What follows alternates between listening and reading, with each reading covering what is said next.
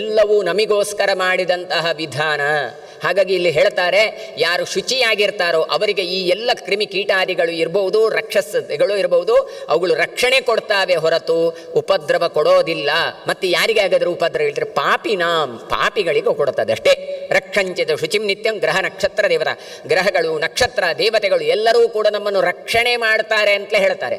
ಹಾಗಾಗಿ ದುಷ್ಟರಿಗೆ ಮಾತ್ರ ಇದು ಪೀಡೆ ಕೊಡೋದು, ಸಜ್ಜನರಿಗೆ ಪೀಡೆ ಕೊಡೋದಿಲ್ಲ. ಗೋವಿಂದ ನಾಮ ಜಿಕ್ವಾಗ್ರೆ ಹೃದಯ ವೇದಸ್ತು ತೇ ಸ್ಥಿತ ಶುಚಿ ಸ್ನಾನಶೀಲ ತ್ವಂ ಸರ್ವತ್ರ ಕುತೋಭಯ. ಇಲ್ಲಿ ಹೇಳಿದರು, ಗೋವಿಂದ ನಾಮ ತಲೆಯಲ್ಲಿ ಬಾಯಿಯಲ್ಲಿ ಜಿಕ್ವೆಯಲ್ಲಿ ಹೇಳ್ತಾ ಇದ್ದವರಿಗೆ, ಹೃದಯದಲ್ಲಿ ಭಗವಂತನನ್ನು ತುಂಬಿಕೊಂಡವರಿಗೆ, ಶುಚಿಯಾಗಿರುವವರಿಗೆ, ನಿತ್ಯ ಸ್ನಾನ ಮಾಡುವವರಿಗೆ ಎಲ್ಲಿಯೂ ಕೂಡ ತೊಂದರೆಗಳು ಬರೋದಿಲ್ಲ. ಹೀಗಾಗಿ ಹೇಳಿ ಅದಕ್ಕೋಸ್ಕರ ಹೇಳ್ತಾ ಇದ್ದಾರೆ. ಆಗ ಒಂದು ಚರಿತ್ರೆಯನ್ನು ಹೇಳ್ತಾರೆ. ಒಂದು ಕಾಡಿನಲ್ಲಿ ಹೋಗ್ತಾ ಇರುವಾಗ ಒಂದು ಪ್ರೇತ ಬರುತ್ತೆ. ಆ ಪ್ರೇತವನ್ನು ಮಾತಾಡಿಸಿದಾಗ ಪ್ರೇತ ಹೇಳ್ತದೆ, ಬ್ರವೀಮಿ ಸಾರಸಂವಾಕ್ಯಂ ಅಂತ. ನಾನೇನು ಮಾಡ್ತಾ ಇದ್ದೆ, ನಾನೊಬ್ಬ ಬ್ರಹ್ಮರಕ್ಷಸ ಆಗಿದ್ದೆ, ಪಿಶಾಚನಾಗಿದ್ದೆ, ಪ್ರೇತ ಆಗಿದ್ದೆ, ಕಾಡಿನಲ್ಲಿ ಹೋಗ್ತಾ ಇದ್ದೆ. ನನಗೆ ಬಹಳ ದುಃಖ ಆಗ್ತಾ ಇತ್ತು. ಯಾಕೆ ಕೇಳಿದರೆ ಪ್ರೇತಗಳದ್ದು ಜೀವನ ಹೀಗೆ ಅಂತ ಗರುಡ ಪುರಾಣ ಅಲ್ಲಲ್ಲಿ ಉಲ್ಲೇಖ ಮಾಡುತ್ತೆ. ತಿನ್ನಲಿಕ್ಕೆ ಹಣ್ಣು ಕಾಣುತ್ತೆ, ತಿನ್ನಲಿಕ್ಕೆ ಸಿಕ್ಕೋದಿಲ್ಲ.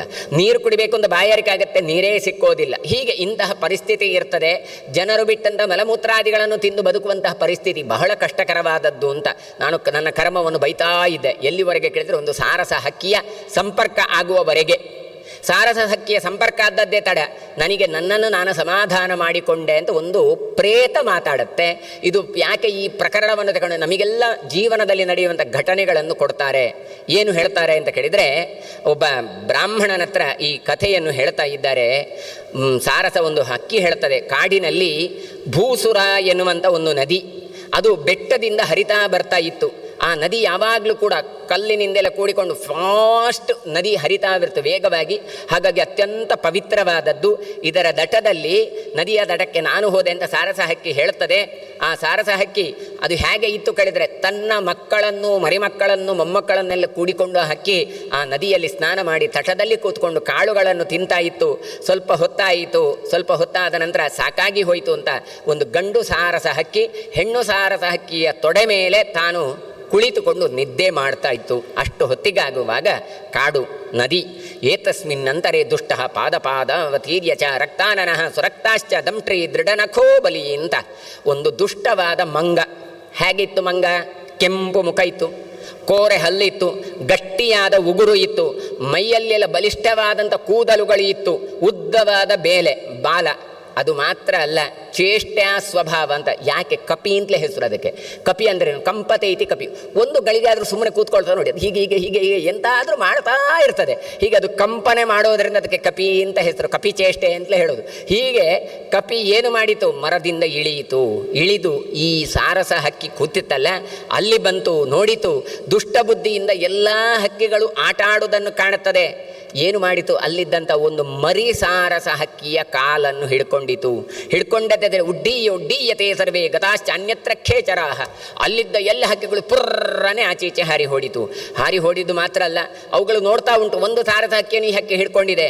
ಹೋಗಿ ಈ ಗಂಡು ಸಾರಸ ಹಕ್ಕಿ ಹತ್ರ ಹೇಳ್ತಾ ಉಂಟು, ಹೆಣ್ಣು ಸಾರಸ ಹಕ್ಕಿ, ನೋಡಿ ಹೇಳಿ ಅಲ್ಲಿ ನಮ್ಮ ಮಗುವನ್ನು ಹಿಡ್ಕೊಂಡು ಹೋಗ್ತಾ ಉಂಟು ಆ ಮಂಗ ಅಂತ ಹೇಳ್ತಾ ಉಂಟು. ಆಗ ಸಾರಸ ಹೇಳ್ತಾನೆ ಕಣ್ಣು ಬಿಟ್ಟು, ಅಪರಾಧಂ ವಿನಾ ಮಾತ್ವಂ ಕಿಂ ಶಾಖಾ ಮೃಗಬಾಧಸೆ. ಅಲ್ಲ ಮಂಗ ಕರೀತದೆ, ಶಾಖಾ ಮೃಗ ಅಂತ ಹೆಸರು, ಗೆಳ್ಳಲ್ಲೇ ಇರುವಂಥ ಮೃಗ ಅದು. ಮಂಗ, ಯಾಕೆ ನೀನು ನನ್ನ ಒಂದು ಮಗುವನ್ನು ನೀನು ಹಿಡ್ಕೊಂಡು ಹೋಗ್ತಾ ಇದ್ದಿ? ನಾನೇನು ಅಪರಾಧ ಮಾಡಿದ್ದೇನೆ? ಯಾವುದಾದರೂ ಅಪರಾಧ ಇಲ್ಲದೇ ಇದ್ದರೆ, ಸಾಪರಾಧ ಜನಾಲೋಕೆ ಬಾಧ್ಯಂತೆ ಭೂಮಿಪೈರಿಹ. ಅಪರಾಧ ಇಲ್ಲದಂಥ ವ್ಯಕ್ತಿಗಳೇ ರಾಜರು ಶಿಕ್ಷೆ ಕೊಡೋದಿಲ್ಲ ಮನುಷ್ಯರಿಗೆ ಭೂಮಿಯಲ್ಲಿ. ಇನ್ನು ನಾವು ಪಕ್ಷಿಗಳು, ನಾವೇನು ಅಪರಾಧ ಮಾಡಲಿಲ್ಲ, ನಮ್ಮಷ್ಟಕ್ಕೆ ನಾವಿದ್ದೇವೆ. ಹಾಗಿದ್ದರೂ ಕೂಡ ನೀನು ಯಾಕೆ ಉಪದ್ರವ ಕೊಡ್ತಾ ಇದ್ದೀರಿ? ಯಾವಾಗಲೂ ಉತ್ತಮ ಜನರು ನ ಪೀಡಯಂತಿಂ ಅರ್ಹಂತಿ. ಉತ್ತಮ ಜನರು ಯಾವಾಗಲೂ ಹೀಗೆ ಸುಮ್ಮನೆ ಇದ್ದವರಿಗೆಲ್ಲ ಉಪದ್ರವನ್ನು ಮಾಡಬಾರದು ಅಂತ ಹೇಳಿ ಒಂದಷ್ಟು ಬುದ್ಧಿವಾದವನ್ನು ಹೇಳ್ತದೆ. ಯಾರಿಗೆ ಪರಾಪವಾದ ಶೂನ್ಯಾಂಶ ತಥಾಂತೇನೆ ಯಾಚಕಾಹ ದುರ್ವೃತ್ತ ಸಂಗೃಹೀತಾನಂ ದ್ವಿಜಾನ್ನ ಪರಸೇವಕಾನ್. ನೋಡು, ನಾನು ಏನು ಮಾಡಿದ್ದೇನೆ ಅಂತ ಬೇಕಲ್ಲ. ಹಿಂಸೆ ಮಾಡಲಿಲ್ಲ ಯಾರಿಗೂ, ಸಜ್ಜನರಿಗೆ ಸಹ ನಾನು ಉಪಕಾರ ಮಾಡಿದ್ದೇನೆ. ಎಲ್ಲಿಯೂ ಕೂಡ ಬೇಡಿಕೊಂಡು ತಿನ್ನಲಿಲ್ಲ, ಹಕ್ಕಿ ಹೇಳುವ ಮಾತು. ದುಷ್ಟರ ಸಹವಾಸ ಮಾಡಲಿಲ್ಲ, ಪರಸೇವನೆಯನ್ನು ಮಾಡಲಿಲ್ಲ, ನಮಗಿಂತ ಯೋಗ್ಯತೆಯಲ್ಲಿ ಕೆಳಗಿದ್ದವರ ಹತ್ರ ಜೊತೆಗೆ ಉದ್ಯೋಗವನ್ನು ಮಾಡು ಅಂತಹ ತಪ್ಪು ಮಾಡಲಿಲ್ಲ, ಉತ್ತಮರಾದವರಿಗೆ ಹಿಂಸೆ ಕೊಡಲಿಲ್ಲ. ಹಾಗೆ ಇದ್ದರೂ ಕೂಡ ನನಗೆ ಯಾಕೆ ನೀನು ನನ್ನ ಮಗುವನ್ನು ಹಿಡಿದು ಉಪದ್ರವ ಕೊಡ್ತಾ ಇದ್ದಿ ಅಂತ ಈಗ ಇರುವಾಗ ಅದನ್ನು ಕೇಳಿ ಒಡನೆ ಹಕ್ಕಿ ಏನು ಹೇಳ್ತದೆ ಗೊತ್ತಾ? ಜಾನಾಮಿ ತವ ಜನ್ಮಾಹಂ ನತ್ವಂ ವೇತ್ಸಿಮಿ ಚ ಮಾಮಕಂ. ಅಲ್ಲ, ನನಗೆ ನಿನ್ನ ಕಥೆ ಎಲ್ಲ ಗೊತ್ತುಂಟು, ಈಗಿನ ಕಥೆ ಅಲ್ಲ, ನಿನ್ನ ಜನ್ಮಾಂತರದ ಚರಿತ್ರೆ ನನಗೆ ಗೊತ್ತುಂಟು, ನೀನು ಯಾಕೆ ಮಂಗ ಆಗಿದ್ದಿ ಅಂತ ನನಗೆ ಗೊತ್ತುಂಟು ಅಂತ ಹೇಳಿದಂತೆ. ಇಷ್ಟು ಹೇಳಿದ ಕೂಡಲೇ ಮಂಗನಿಗೆ ಏನು ಅನ್ನಿಸಿತೋ ಏನೋ, ಆ ಹಕ್ಕಿಯನ್ನು ಬಿಟ್ಟು ಬಿಟ್ಟ. ಬ್ರೂಹಿ ಭದ್ರಂ ವತ್ಸ, ಏನು ಹೇಳು ತ್ವಂ ಪಕ್ಷಿ ಜ್ಞಾನಹೀನಾಂಚ ತಿರ್ಯಕ್ಚಾಕಂ ಮನೇಹರ. ಅಲ್ಲ, ನಿಂಗೆ ಹೇಗೆ ಗೊತ್ತಿರಬೇಕು? ನೀನು ಹಕ್ಕಿ, ಹಕ್ಕಿಗೆ ಎಲ್ಲಿಯಾದರೂ ಬುದ್ಧಿ ಇರ್ತದ? ಜನ್ಮಾಂತರದ ಸ್ಮರಣೆ ಉಂಟ? ನಾನು ಕಾಡಿನಲ್ಲಿ ಓಡಾಡುವ ನನ್ನ ಜನ್ಮಾಂತರದ ಚರಿತ್ರೆ ಹಕ್ಕಿಯಾದ ನಿನಗೆ ಹೇಗೆ ಗೊತ್ತು ಅಂತ ಹೇಳ್ತಾರೆ. ಆಗ ಹೇಳ್ತದೆ, ನನಗೆ ನಿನ್ನ ಜನ್ಮಾಂತರದ ಚರಿತ್ರೆ ಗೊತ್ತುಂಟು, ನನಗೆ ವಿಶೇಷವಾದ ಒಂದು ಸಾಮರ್ಥ್ಯ ಉಂಟು ಜನ್ಮಾಂತರದ ಚರಿತ್ರೆಗಳನ್ನು ತಿಳ್ಕೊಳ್ಳುವಂಥದ್ದು. ಹಾಗಾದರೆ ನೀನು ಯಾರಾಗಿದ್ದಿ ಗೊತ್ತಾ? ಹೇಳ್ತೇನೆ.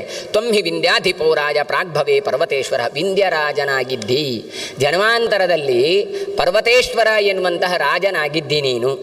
ನೀನು ಏನು ಮಾಡ್ತಾ ಇದ್ದಿ ಕೇಳಿದರೆ, ಇದೇ ಭೂಮಿಯನ್ನು ನೀನು ಆಳ್ತಾ ಇದ್ದಿ. ಆ ಕಾಲದಲ್ಲಿ ನಾನು ಬ್ರಾಹ್ಮಣನಾಗಿದ್ದೆ ಅಂತ ಈ ಹಕ್ಕಿ ಹೇಳ್ತಾ ಉಂಟು. ನಿನ್ನ ವಂಶದ ಪುರೋಹಿತನಾಗಿದ್ದೆ ನಾನು. ಹೀಗೆ ವಿವೇಕಹೀನನಾಗಿ ನೀನು ಹಣವನ್ನೆಲ್ಲ ಸಂಗ್ರಹ ಮಾಡ್ತಾ ಇದ್ದಿ, ರಾಜ್ಯಭಾರ ಮಾಡ್ತಾ ಇದ್ದಿ, ಪ್ರಜೆಗಳನ್ನು ಬಹಳವಾಗಿ ಪೀಡಿಸ್ತಾ ಇದ್ದಿ. ಪ್ರಜಾಪೀಡನ ಪಾಪೋತ್ಥ ವನ್ನಿ ಜ್ವಾಲಯಿಸ್ತು ವಾನರ ಪ್ರಾಕ್ತ್ವಂ ದಗ್ಧ್ವ ಪುನಕ್ಷಿಪ್ತ ಕುಂಭೀಪಾಕೇತಿ ದಾರುಣೆ. ಹೀಗೆ ನೀನು ಒಬ್ಬ ರಾಜನಾಗಿರುವಾಗ ಜನರನ್ನು ಲೂಟಿ ಮಾಡಿದರೆ, ಇವತ್ತು ನಮ್ಮದೆಲ್ಲ ಆಕ್ಷೇಪಗಳು ಉಂಟು, ಇದ್ದ ರಾಜಗಣಗಳು ಹಾಗೆ ಮಾಡ್ತಾರೆ ಹೀಗೆ ಮಾಡ್ತಾರೆ ಅಂತ. ಅದಕ್ಕೆಲ್ಲ ಉತ್ತರ ಇಲ್ಲಿ ಕೊಡ್ತಾರೆ. ನಿಮಗೆ ಅಧಿಕಾರ ಬಂದಾಗ ಒಳ್ಳೆ ರೀತಿಯಾಗಿ ರಾಜ್ಯಭಾರ ಮಾಡದೇ ಇದ್ದು ನೀವು ಹಣವನ್ನು ತಿನ್ನುವಂತಹ ಹಗರಣಗಳನ್ನೆಲ್ಲ ಮಾಡಿದ್ರಿ ಅಂತಾದರೆ ಏನಾಗತ್ತೆ ಕೇಳುತ್ತಾರೆ. ಸತ್ತ ಮೇಲೆ ಪ್ರಜೆಗಳನ್ನು ಪೀಡಿಸಿದ ಪಾಪದಿಂದಾಗಿ ಅವನು ಸುಡಲ್ಪಡ್ತಾನೆ. ಇಲ್ಲಿ ಮಾತ್ರ ಅಲ್ಲ, ಕುಂಭೀಪಾಕ ಅಂತ ಒಂದು ನರಕ. ಎಷ್ಟು ನರಕ ಉಂಟು ಗೊತ್ತಾ? 84 ಲಕ್ಷ ನರಕ ಉಂಟು. ಅದರಲ್ಲಿ ಪ್ರಧಾನವಾಗಿ 21 ಉಲ್ಲೇಖ ಮಾಡ್ತಾರೆ.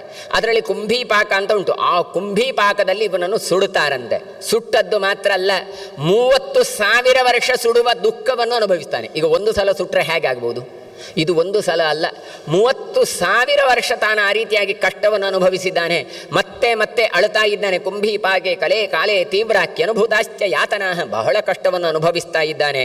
ಅಲ್ಲಿದ್ದುಕೊಂಡು ತಾನು ಮತ್ತೆ ಎಷ್ಟೋ ನರಕಗಳನ್ನು ದಾಟಿದ್ದಾನೆ. ಕೊನೆಗೆ ಯಾವುದೋ ಒಂದು ಜನ್ಮಾಂತರದ ಪುಣ್ಯದಿಂದಾಗಿ ಅನುಜ್ಞಾಪ್ಯ ಭುಕ್ತಾನಿ ತ್ವಯಾಪಹೃತ ಪೌರುಷಾತ್, ಮತ್ತೆ ಏನಾಗಿದ್ದಾನೆ? ಒಂದು ಮಂಗನಾಗಿ ಬಂದೀನಿ. ಮಂಗನಾಗಿ ಬಂದಾದರೂ ಒಳ್ಳೆ ಮಾಡಿದ್ಯಾ? ಇಲ್ಲ. ಅಲ್ಲಿ ಏನು ಮಾಡಿದ್ದಿ? ಒಬ್ಬ ಬ್ರಾಹ್ಮಣನ ಬಾಳೆ ತೋಟ ಇತ್ತು. ಆ ಬಾಳೆ ತೋಟದಲ್ಲಿದ್ದಂತಹ ಬಾಳೆ ಗಿಡದಲ್ಲಿದ್ದಂಥ ಬಾಳೆಹಣ್ಣನ್ನು ನೀನು ಅವನ ಒಪ್ಪಿಗೆ ಇಲ್ಲದೆ ನೀನು ತಿಂದು ಬಿಟ್ಟಿದ್ದಿ. ಹಾಗಾದರೆ ನಮ್ಮ ಮನೆಯಲ್ಲಿ ಎಲ್ಲ ಒಂದಷ್ಟು ಮಂಗಗಳು ಬರ್ತವೆ. ಹೀಗೆ ಎಲ್ಲಿಯೋ ಒಂದು ಜನ್ಮಾಂತರದಲ್ಲಿ ದುಷ್ಟತನ ಮಾಡಿದ್ದೇ ಮಂಗಗಳು ಇರಬೇಕು. ಆ ಮಂಗಗಳು ಬಂದು ಉಪದ್ರ ಮಾಡ್ತಾವೆ ಕೇಳಿದರೆ ನಮ್ಮದು ಜನ್ಮಾಂತರದ ಕರ್ಮ ಇರಬೇಕು ಅಂತ ನಾವು ಸಮಾಧಾನ ಮಟ್ಟಿಕೊಳ್ಬೇಕು. ವಿಪಾಕ ಕರ್ಮಣಸ್ಥೈವ ಫಲತೆ ತಸ್ಯ ದಾರುಣ. ಹಾಗಾಗಿ ಒಪ್ಪಿಗೆ ಇಲ್ಲದೆ ಬಲಾತ್ಕಾರವಾಗಿ ಬಾಳೆಹಣ್ಣು ತಿಂದದ್ರಿಂದ ಅದರದ್ದು ಫಲ ನಿನಗೆ ದಾರುಣವಾಗಿ ನಿನಗೆ ಬಂದಿದೆ. ಹೀಗಾಗಿ ಕಪಿಯ ಜಾತಿಯಲ್ಲಿ ನೀನು ಹುಟ್ಟಿಕೊಂಡದ್ರಿಂದ ವಿಪಾಕ ಉಂಟಲ್ಲ, ಕರ್ಮದ ಫಲ ಉಂಟಲ್ಲ, ಯಾರನ್ನೂ ಬಿಡೋದಿಲ್ಲ. ಅಶುಭಸ್ಯ ಶುಭಸ್ಯಾಪಿ ಪುರಾ ವಿಹಿತ ಕರ್ಮಣಃ ಭೋಗ ಕ್ರೀಡತಿ ಲೋಕೇಶು ಯೇ ಅಲಂಜಸ್ತ್ರಿದರ್ಶನೈರಪಿ. ನೋಡಿ, ದೇವಾದಿ ದೇವತೆಗಳಿಗೂ ಕೂಡ ಈ ಕರ್ಮ ಎನ್ನುವಂಥದ್ದು ಬಿಡೋದಿಲ್ಲ. ಶುಭ ಆದರೆ ಒಳ್ಳೆ ಕೆಲಸ ಫಲವನ್ನು ಅನುಭವಿಸ್ತೀರಿ, ಅಶುಭ ಆದರೆ ಕೆಟ್ಟ ಫಲವನ್ನು ಅನುಭವಿಸ್ತೀರಿ. ಹಾಗಾಗಿ ಇಂತಹ ಕರ್ಮದ ಭೋಗವನ್ನು ಅನುಭವಿಸಲೇಬೇಕು ಅಂತ ಹೇಳುತ್ತದೆ. ಆಗ ಇವ ಹೇಳ್ತಾನೆ, ಈ ರೀತಿಯಾಗಿ ನನಗೆ ನನ್ನ ಜನ್ಮ ಬಂದಿದೆ, ಆದರೆ ಈ ಜನ್ಮದಲ್ಲಿ ನಾನು ಹಕ್ಕಿಯಾಗಿರುವಾಗ ಜನ್ಮಾಂತರದ ಸ್ಮರಣೆ ಇದ್ದದ್ರಿಂದ ನನಗೆ ಒಂದು ರೀತಿಯಾದ ತೃಪ್ತಿ ಉಂಟು ಅಂತ ಹೇಳ್ತದೆ ಹಕ್ಕಿ. ಯಾಕೆ ಗೊತ್ತಾ? ಜ್ಞಾನೇನ ಪರಿತೋಷಿತ. ಜನ್ಮಾಂತರದ ಸ್ಮರಣೆಗಳು ಎನ್ನುವಂಥ ಜ್ಞಾನ ನನಗೆ ಉಂಟಲ್ಲ, ಅದರಿಂದ ನಾನು ಸಮಾಧಾನವಾಗಿ ಇದ್ದೇನೆ. ಹಾಗಾದರೆ ಆಲೋಚನೆ ಮಾಡಿ, ಜ್ಞಾನ ಇತ್ತು ಅಂತಾದರೆ ನಮ್ಮ ಜೀವನವನ್ನು ನಾವು ಸಮಾಧಾನವಾಗಿ ಕಳೆದುಕೊಳ್ಳಿಕ್ಕೆ ಬರ್ತದೆ. ಜ್ಞಾನ ಇಲ್ಲ ಅಂತಾದರೆ ಯಾವುದೇ ಮನುಷ್ಯ ಇರಲಿ, ಪ್ರಾಣಿ ಇರಲಿ, ಪಕ್ಷಿ ಇರಲಿ, ಎಲ್ಲರೂ ಸಮಾನ. ಹಾಗಾದರೆ ಏನನ್ನು ಅರ್ಜನೆ ಮಾಡಬೇಕು? ನಾವು ಜ್ಞಾನವನ್ನು ಸಂಪಾದನೆ ಮಾಡಬೇಕು. ಜ್ಞಾನ ಸಂಪಾದನೆ ಮಾಡಿತು ಕೇಳಿದರೆ ನಿಮ್ಮ ಜೀವನವನ್ನು ನೀವು ಅದನ್ನು ಎದೃಚ್ಛ ಲಾಭ ಸಂತುಷ್ಟವಾಗಿ ಭಗವಂತ ಕೊಟ್ಟದ್ದು ಅಂತ ಸ್ವೀಕಾರ ಮಾಡ್ತೇವೆ ಅಂತ ಹೀಗೆ ಕಥೆಯನ್ನು ಹೇಳ್ತದೆ.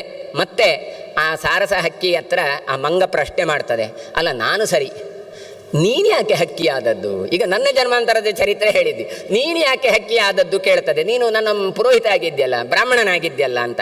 ಆಗ ಹೇಳ್ತದೆ, ಪೌರೋಹಿತ್ಯ ಮದಾಲ್ಲೋಭಾದ್ ವಾಂಚಯಿತ್ವಾತ ತಾನ್ ದ್ವಿಜಾನ್ ಕಿಂಚಿತ್ ದತ್ವಾತ ತೇಭ್ಯ ಚ ಗೃಹೀತಮಖಿಲಮ್ಮಯ. ನಾನೇನು ಮಾಡಿದೆ ಗೊತ್ತಾ? ನಾನು ನಿನ್ನ ರಾಜ ಪುರೋಹಿತನಾಗಿದ್ದೆ.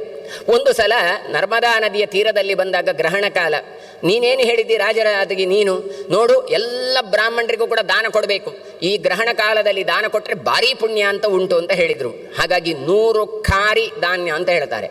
ನಾವು 100 ಕಲಸೆ ಅಂತ ಬೇಕಾದರೆ ಹೇಳು. ಒಂದು ಖಾರಿ ಅಂದರೆ ಒಂದು ಧಾನ್ಯ, ಒಂದು ಪರಿಮಾಣ ಇಷ್ಟು ಅಂತ, 100 kg 100 ಕ್ವಿಂಟಾಲ್ ಅಂತ ಹೇಳೋದಿಲ್ವ, ಆ ರೀತಿಯಾಗಿ ಅಷ್ಟು ದಾನವನ್ನು ಕೊಡು ಅಂತ ನನ್ನ ಹತ್ರ ಕೊಟ್ಟು, ನಾನು ಏನು ಮಾಡಿದೆ?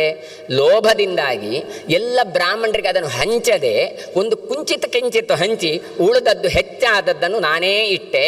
ಅಖಿಲಮ್ಮಯ. ನೋಡಿ, ಇವತ್ತು ಕಿಟ್ ಅಲ್ವಾ, ಕೊರೋನಾ ಬಂತು ಅಂತ ಕಿಟ್ಟು ಕೊಟ್ಟರು. ಕಿಟ್ಟು ಕೊಡುವಾಗ ಏನು ಮಾಡಿದರು?